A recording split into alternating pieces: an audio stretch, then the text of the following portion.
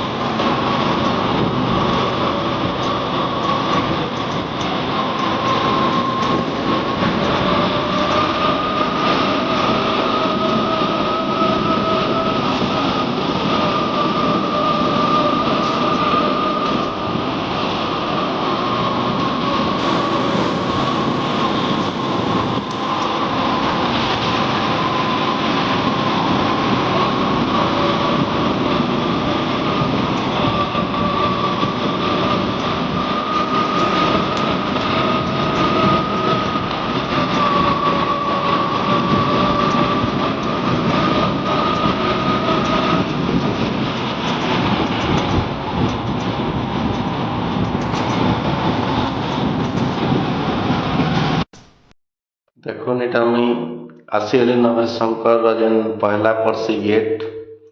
तो से गेट रु देखिक आपण मैंने जानीपे क्यों प्रकार भीड़ अच्छे आज जेहेतु श्रावण मासर पहला सोमवार आज यही प्रकार भीड़ रही। बस मान के भी लोग मैंने प्राय आसन बहुत दूर।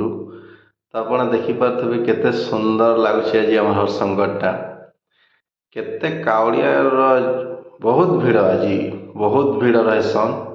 तो आपण मैंने जदि सकाल भोर 4टार नहीं आसबे तो आपण मैंने आज भगवान को दर्शन कर नहीं पारन। तो आप देखिए वर्षा झिपी झिपी हो तो क्यों प्रकार भीड़ अच्छे देखुन हरिशंकरटा बहुत माने भक्त भी आसन दूर दूर। तो से बहुत भीड़ रही।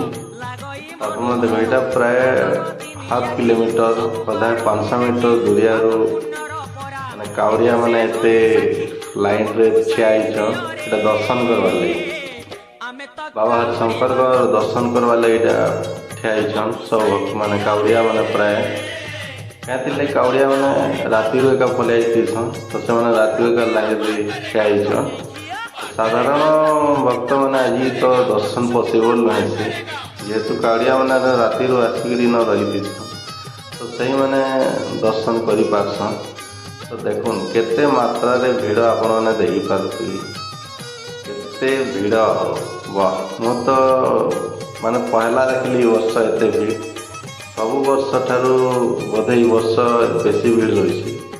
हाफ किलोमीटर माने 500 मीटर दूरिया लोक मैंने कावड़िया भीड़। तो भगवान को माने पैन ढालबार लगे भगवान को पैन ढाल यहाँ हूँ हनुमान मूर्ति प्रभु हनुमान मूर्तिटा जेन अच्छे आम शंकर जेन पाँच अच्छे पाँच रु माने उतरला बेले जेन अच्छे भगवान माने मंदिर के तो जाइनी हुए आज मुझे आपण मैंने देखे देती मंदिर भीतर दृश्य।